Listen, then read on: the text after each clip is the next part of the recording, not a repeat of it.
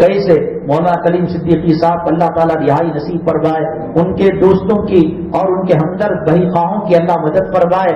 انہوں نے جو کام کیا اصول اور ضابطے کے اعتبار سے کیا، پڑھنے کا معاملہ ہے، اللہ جانے وہ جانے، ڈپارٹمنٹ جانے، لیکن جو کام ہے وہ نبی کا کام تھا، رسولوں کا کام تھا۔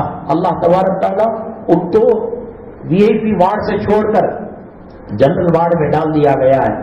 جہنم کا دیکھتا ہوا نمونہ جیل ہوتی ہے۔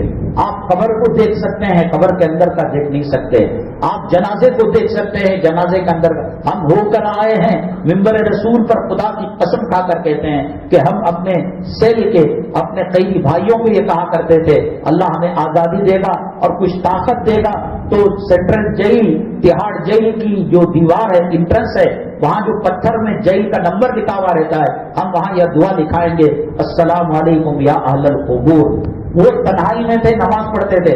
جنرل وارڈ میں ایک ہال میں 25 آدمیوں کی کیپیسٹی ہوتی ہے، 100 آدمیوں کو ٹھوس دیا جاتا ہے۔ اس میں کافر، مشرک، چمار، پسینے کی بدبو، جوا والا، شرابی، گانجا، اور پھر لگا لگا کر سلانا، اور اٹیچ باتھ روم۔ آپ کو تہجد کے لیے جانا ہے، 1:30 بجے قطار میں لگنا پڑے گا۔ وہ دیوار پر پیشاب کر دیا، وہ پاخانہ کر کے پھیلا دیا۔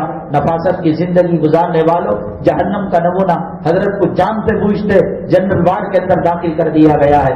کوئی آدمی بیوی کو یاد کر کر رات کو چیخے مارتا ہے، کوئی دھاڑے مارتا ہے، کوئی بلیڈ سے لے کر یا جو ہے پلیٹ جو ہوتی ہے اس سے لے کر وہ ہاتھوں کو کاٹ لیتا ہے، کوئی محبوبہ کا نام پیشاب سے پاخانے سے لکھنے لگتا ہے، کوئی مادرزاد۔ جہنم کا نمونہ ہے۔ اللہ تبارک تعالیٰ ان کی حفاظت فرمائے، ان کے گھر والوں کے مصیبت اور پریشان حالی ہے، اللہ تبارک تعالیٰ اس کو کم کر دے، ختم کر دے، اور ان کا سہاگ اور بچوں کے سر پر باپ کا سایہ اللہ تبارک تعالیٰ واپس فرما دے۔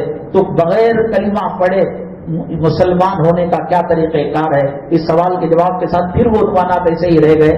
حضرت کے بارے میں بھی، پیر و مرشد کے بارے میں بھی کچھ ضروری حالات سے عرض کرنا ہے۔ اللہ تبارک تعالیٰ حالات سے نمٹنے کی ہمیں توفیق نصیب فرمائے، فتنوں سے ہماری حفاظت فرمائے، ایمان اسلام پر استقامت نصیب فرمائے۔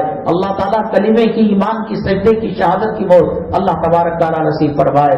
مسجد کے احوال آپ جانتے ہیں، بڑے نازک چل رہے ہیں، بڑے بدترین دور سے ہم گزر رہے ہیں۔ ہمارے اعمال نے ہمیں کہیں کا نہیں چھوڑا، نہ زمین کے اوپر کا چھوڑا، نہ زمین کے اندر کا چھوڑا۔ اس مسجد کی تعمیر و ترقی عدالتی کارروائی کے لیے صدقہ ایک ایسی چیز ہے جو اللہ کے غضب کو، اللہ کے غصے کو ٹھنڈا کرتا ہے۔ مسجد کو دینے سے اللہ کے گھر کو، ہمارے گھروں میں سکون ہوگا، ہمارے گھروں کے اندر راحت ہوگی، ہمارے گھروں سے بلا اور جو ہے مصیبتیں ٹلیں گی۔ اس لیے زیادہ سے زیادہ تعاون کرتے ہوئے جائیں۔ ایک صاحب مولانا مزمل الحق صاحب، گزشتہ کل صبح 11 بجے ان کا انتقال ہو گیا۔ وہ باہر سے مغربی بنگال سے علاج کرنے کے لیے آئے تھے۔